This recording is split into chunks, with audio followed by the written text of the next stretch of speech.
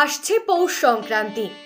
ওই দিন ভুলেও এই কাজগুলি করবেন না, মনের ভুলেও, তাহলে সর্বনাশ। কি করবেন না তা জানতে ভিডিওটি সম্পূর্ণ দেখুন। মকর সংক্রান্তির দিন সূর্য নিজের কক্ষপথ বদল করে মকর রাশিতে প্রবেশ করে, তাই এই দিনটিকে মকর সংক্রান্তি বলে। শাস্ত্রে এই দিনটি নিয়ে নানা আদেশ উপদেশ রয়েছে। মকর সংক্রান্তির দিন যে কাজগুলি করা উচিত নয়। মকর সংক্রান্তির দিন দূর যাত্রা করা শুভ নয় বলে মনে করা হয়। কোথাও গেলেও কিন্তু নিজের বাড়িতে ফিরে আসা উচিত।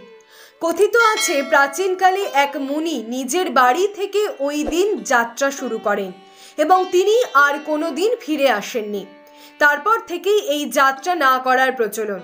প্রাচীন রীতি যতই থাকুক না কেন, আসলে এই দিনটিতে যাতে সকলে মিলে একসঙ্গে আনন্দ করা যায়, সম্ভবত সেই কারণেই এই নিয়মটি পালন করা হয়।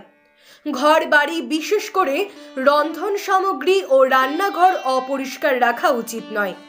মকর সংক্রান্তির দিন সাধারণত সূর্যদেবের পুজো করা হয়। তার আশীর্বাদে আমাদের সকল রকম রোগ ব্যাধি দূর হয়।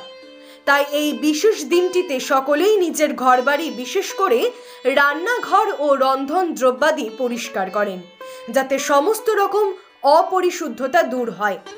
ওই একটি দিন আসলে নিজের ঘরবাড়ি ও আশপাশ পরিষ্কার করা হয়। আসলে সুস্থতা বজায় রাখার জন্যই এই নিয়মটি পালন করা হয় বলে মনে করা হয়। কাউকে খালি হাতে ফেরানো উচিত নয়।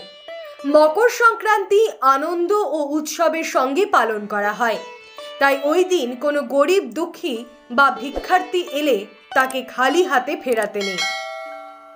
বিশেষ করে তাকে না খাইয়ে ফেরানো উচিত নয়। বিশ্বাস, এতে গৃহে অন্নের অভাব হয় না এবং সুখ শান্তি বজায় থাকে। এই রকম ভিডিও দেখার জন্য আমাদের চ্যানেল সাবস্ক্রাইব করুন। ভালো লাগলে লাইক করুন, কোনো প্রশ্ন থাকলে কমেন্টস করুন।